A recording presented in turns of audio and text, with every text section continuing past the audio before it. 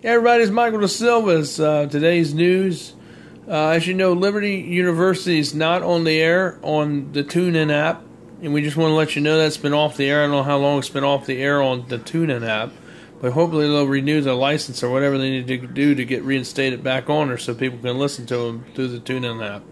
I'm sure you can download their app, and maybe that's why they did it, but I think it was a stupid decision because it really doesn't cost that much really to broadcast on TuneIn. And I don't understand why they didn't continue to broadcast there. We also want to tell you, have you seen all these statues that have been raised, that they're raising of all these satanic and demonic kind of half animal-like beings that are being raised all over the U.S. and they're putting them in places of public squares and then government buildings? It's like evil comes in and wants to remove God out of everything, out of schools, out of public places like the Ten Commandments, out of courthouses, and that sort of thing. And they do that so that they can allow Satan to come in. So now they are in their place. They have resurrected or raised these statues that they erected to so that people could give homage to their pagan gods or goddesses. And that's what we see, like we see in the Bible, like what happened with Rome. That's what, before it fell, and that's what's happening here. And we have a massive exodus where people are starting to leave the Church of Christ and all of the churches of the denominations because they're all being turned on by these idolish or false gods that more people are going to, like it's recorded in Revelation. And as it was recorded, what happened at the time when Roman and when the Aztec Empire and when the Persian Empire fell too. All these things happen there, and that's the same course that we're going on if we continue to be this way. Our services will be at 11 to 12 o'clock p.m. tomorrow morning at New Hunter Church of Christ. We're located at 7110 New Hunter Road, apartment 423, Mechanicsville, Virginia 23111. And our phone number is 804-789-9373. So you can contact us at those. Look us up on Facebook at New Hunter Church of Christ.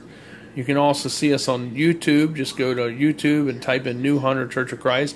Or put NHCC, capital, and then all the videos will come up.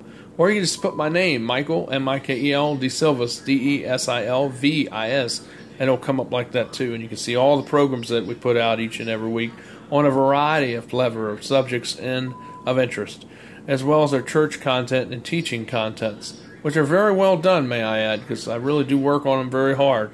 We're doing a Romans series, and we're going to be continuing tomorrow with part 2 with Always Be Still and Know, part 2 of the sermon, dealing with Romans 11. So we're going to expound more on that tomorrow, which will finish that up. We'll start Romans 12 the week after, next Sunday, on this 1st of August. So please help us out. We need donations galore. We had a computer that crashed about 2 months ago. We've been asking for a TriCaster for over a year now, and we've been asking for a new computer system and storage NAS for over a year too. So I hope that some of y'all will be serious and will help us out and stop listening to all the rumors, because when we can't do the work, we're not able to get the message out. We're a for-profit organization. What that essentially means is that we do work. I have a computer business named De Silvis Media. We cover a variety of services like tax preparation, computer services for your computer, your handheld device or desktop device, or tablets, or your smartphones. We can fix those too, and help you to learn how to work them and help resolve issues that you may be having. There's a lot of things to do, intelligence, and even we can even watch your place. We can monitor your place either through desktop remote monitoring, or we can actually be there. Just costs more. But we also do contractual work for computer services for businesses, small, mid, and even corporations. We can even do it for you too, for individuals. Or you can just come in here with your computer as a business, walk in, and we'll help you too, and give you high quality service just like we would if you're a contractor. It's just going to cost more than it would if you had a contract, because you have to pay a fee whether you use us or not. So that's what a contract is. But you always will use us to do diagnostics and do update patches and things on your computer when they become available for your particular model. And we have people that we do that for, and we do that remote desktop systems. Sometimes we have to come in physically on site to do it, because sometimes it doesn't take, because maybe there's something wrong with your internet or something wrong with the update just didn't take, so sometimes we have to actually execute it physically. And But anyway, you can ask me more about all that stuff, and if you want to know more about the donation, about the type computer we need and what we need, about TriCasters and storage NAS, and all that good stuff, you can call me and let me know, and just ask me what's going on and find out what we need. It's a good tax write-off, deductible.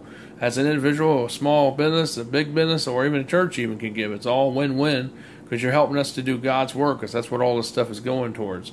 We're not using it just so you buy it for us so I can do whatever I want. No, we're a real ministry, just like Paul Green's a real ministry and a real Christian church organization. We are too. But we're for profit. The only difference between them is that they're non-profit. They're 503c3. We are not. We are through my business. So that's how we are able to say a lot more behind the pulpit. We're not neutered like Paul Green and a lot of these other 503 churches where they don't really talk about a lot of things. Because if they do touch on certain things like homosexuality and bestiality and equality and all, and they start talking about lesbianisms, they are in danger of losing the charter. That's why you don't hear too much about that, when that's all the more we should be talking about those things and not be in fear of losing our charter. Is it shouldn't be about that. It should be about telling people the truth about the whole gospel, not just talking about love, peace, and happiness like a lot of these churches do. You need to talk about all of it, not just love, peace, and happiness. Because that's part of it, but we need to also talk about the other stuff that isn't so comfortable to talk about, that the government doesn't want you to talk about. You need to talk about politics too, because that's important, because that's how many ideas were shaped and how this country was formed, is because of the early churches where they were able to do that. Then when 1953 came, then all changed with this 503c3 junk, which neutered basically or chastised the preacher behind the pulpit, and thanks to the Johnson Act, and that's what really did it. And that's why people are so afraid to lose their church and lose their exemption, and that's why we don't have it all the more. Business, that's why we have a business deduction. But we don't get as much as a 503c3, but we still can take in money, and we also get a lot of donations too. And but we file it, we report it. But we hadn't had to file; we had to report it though. But we haven't made enough to file. So in that case, we just keep a ledger of it, like we've been doing. And then when it comes time to file, then we just give an amendment to all the years we didn't, so we don't get audited. And that's how the IRS has instructed for me to do it when it comes time to file. So anyway, you can help us out in that way, and you'll be blessed, and plus you'll be making a commitment. Our hearts and prayers and condolences, like I said last night on the news segment, goes out to Charlie Conner, who is very instrumental with building Memorial Regional Hospital here in Mechanicsville, and was very influential with Bon Shakir, the network there. Also helped establish and build churches in Haiti, and even helped with many other projects, including helping to build and help engineer the construction at Fairmount Church of Christ in Mechanicsville, Virginia, which is a wonderful church. I used to attend that church before it got so large. Now I go and visit, and it's so big, it's hard to find the people in there, but some people like that mall kind of atmosphere is what I call it. It's just like a mega church, and there's nothing wrong with that, and they're doing a lot of good works and everything. But it just seems so big, and it's just like they're not personal. That's what it seems like to me. But some people like that. But anyway, and it is a nice church. So I just say hi to Rick Raines, and I think what he said about Charlie Conner, about his death due to a leg infection, is horrible. A lot of allergy is in the water, and that's why a lot of if you get a cut, or if you get cut, you need to watch it. If it changes, it gets swollen or discolored, puffy around it, you need to go to the hospital immediately. If you get a cut in the water, and like he did, some people thought he got stung by a catfish, but it turned out to be no. He cut his foot as he was walking because he wasn't wearing shoes or flippers, which would have protected his foot. He probably wouldn't have had that infection. He'd still be breathing and living, but he walked in there probably with bare feet, and so that infection went through the cut, because that's where the allergy was, in the dirt or on the rock where it cut him, and went through there. It went through his leg and amputated. A day later, he killed over at age 75 and left his family of 53 years, his marriage. It's a horrible way to go, but I know he's in a better place, and I agree totally with Rick Raines that he is, just like all Christians will be if they're faithful. And he was a servant. That's what he came to do, is seek to serve, like we're all told to do, like Jesus has instructed each and every one of us to do. We are to seek and serve and save the lost, and that's exactly what Charlie Conner did. And his memory, He leaves a legacy behind of many things that he done that many of us could learn as an example from what he has done, from what he contributed as in his service to Fairmount and to many other places as well as a volunteer, and as he freely gave needlessly to people, even those who were in need. He didn't think about it, and we can learn a lot from that. Maybe more people could be more like that, because that's what kind of people Christians should be and ought to be. And that's something we ought to learn from and really take note of what Charlie Connor did. That's something to think about. So anyway, be in prayer with our churches and leaders, whether they're big, mega, or small, and help us not to lose the individual or lose the family atmosphere, no matter how big we get. You know how small we are, that we remember that we're not just a name or a member on a card that gives offering or tithes, but we are a people, and that we are a part and a significant part of the church body. Even if we don't do a lot, or even if we are involved with a lot of things, we're all important in God's kingdom.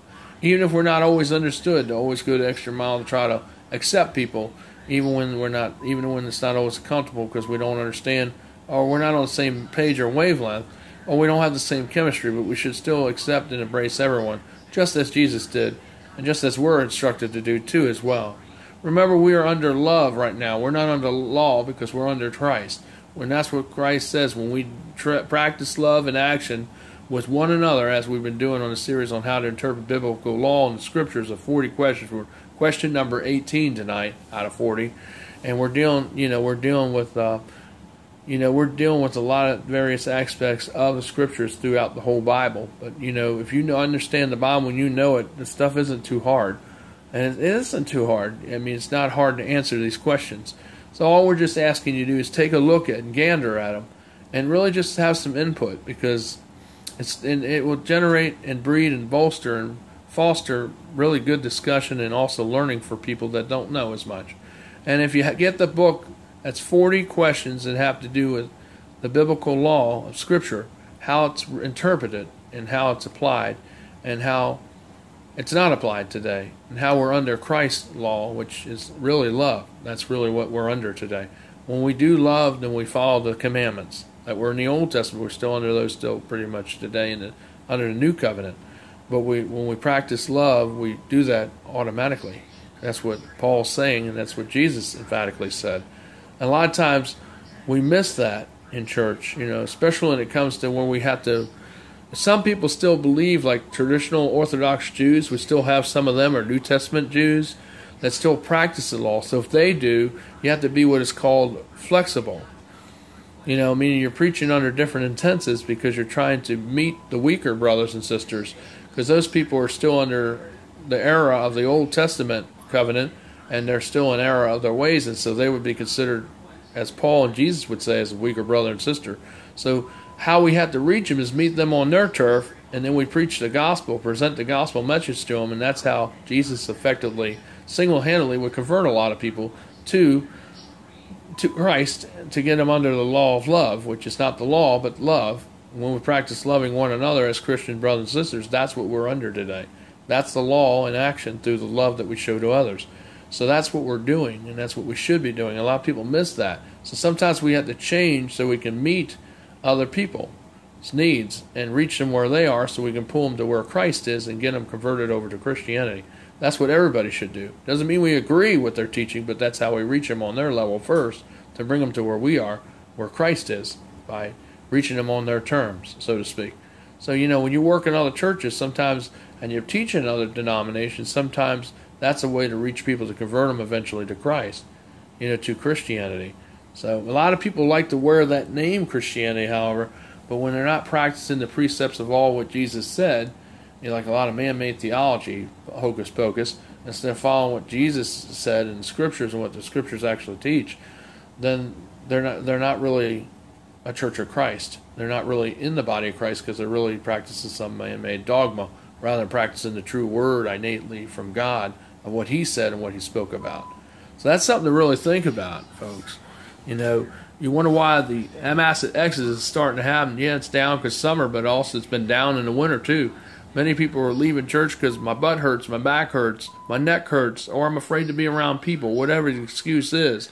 And it's not an excuse, because we're all commanded to not forsake the assembly of the saints or brothers and sisters, which means we are to be in church is what it means there.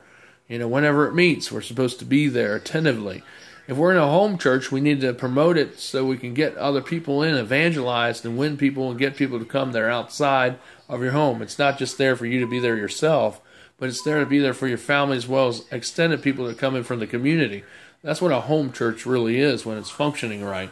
It's not just you meeting there every week, but we're commanded for a church to grow, you need to have other people there, not just your family. And when people are just having their family, they're not really a church. They're just meeting and they're only helping themselves, which is not really providential. Because when you're trying to be a real church, you want to have other people come that are outside your family unit so they can learn and partake. And that's how the church grows as a whole, even if it is in a home. Hence, a lot of churches did start in a home. So, think about that. And what would happen if I told you that alien ships were really not alien at all? They look alien, but did you know demons and angels can take the form on of anything? Like they could be a tree, a plant, or maybe even an animal. Maybe some of you all had an animal, but maybe they were a lot more than an animal. They were really an angel. Maybe they were. Have you ever looked in the woods and thought you saw something in the corner of your eye, like a tree or a plant, and then you looked away and turned back and it was gone? That probably is because it may have been a fallen angel, or it may have been a demon that took the form of it, and then it disappeared. Well, the same is true about what they found at Area 51. Those alien bodies may have been the form of the bodies, but the demons left those bodies, and those alien carcasses that they may have there in jars of formaldehyde may actually be just a shell of the form that it left, just to give the illusion so people would believe in alien forms. The flying saucer we see is really modernized extraterrestrial technology that came from our government, that they developed it under DARPA and also under other government agencies. It's the future technologies that they've had for years that they have not made available in today's aircraft. As far as the Bible's concerned about Job, those were flying saucers that did come. It talks about flying discs where the earth stood still. Those were demonic beings that took the form of aliens. As far as other alien civilizations and worlds with other species on it, we have no other record of it. However, there have been stories and legends that have been passed around, but that's all they are. And pictures of strange things. But that's because that's the devil that takes the form, as well as the demons take the form of these creatures. And that these ships are real because they're summoned by the devil. And also were developed by our government. And our government has a number of these in hangars in various secret locations. Even other governments have them because they've been all working on similar technologies of the future. But they try to fool people to make them think they're flying saucers. So what we see may actually really be flying saucers. They're demonic, but they're not really alien creatures like ETs, as so to think, but really a delusion that are really cooked up by our government and also by demonic forces and entities that take the form of aliens that also have these ships, but they're not real aliens at all. They're aliens because they're not from our world, but they're aliens because they're demonic. That's in the news for today, for July 26th, 2015. It's Michael De Silva's Evangelist, and Shalom. Please be here between 11 to 12. We're doing a Roman series on chapter 11, verses 33 through 36, part 2. Always be still and know. Our sermon will be from 11 o'clock to 12 o'clock p.m. Hope to see you here. Thanks a bunch, and please stay in tune. Please donate. Click subscribe down below, and there you go. And then you can watch for free, and you can even subscribe for free, but please donate as often and as much as you can, because we really do need it, folks. Thank you for those who generously and so graciously have. Take care. God bless. Take care. I'll see you tomorrow in a little bit.